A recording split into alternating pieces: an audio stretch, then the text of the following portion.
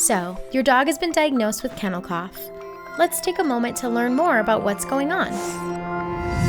Kennel cough is a common name for a group of upper respiratory infections that can be caused by several different types of viruses and bacteria. Dogs commonly contract kennel cough after exposure to sick pets at places like dog parks or grooming, doggy daycare, and boarding facilities.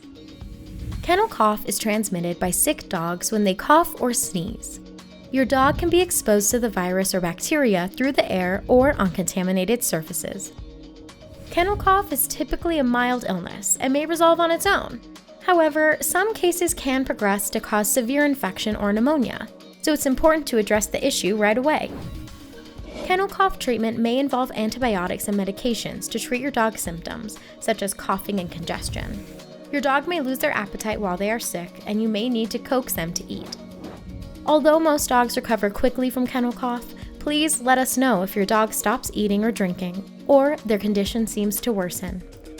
As always, don't hesitate to contact us if you have any questions.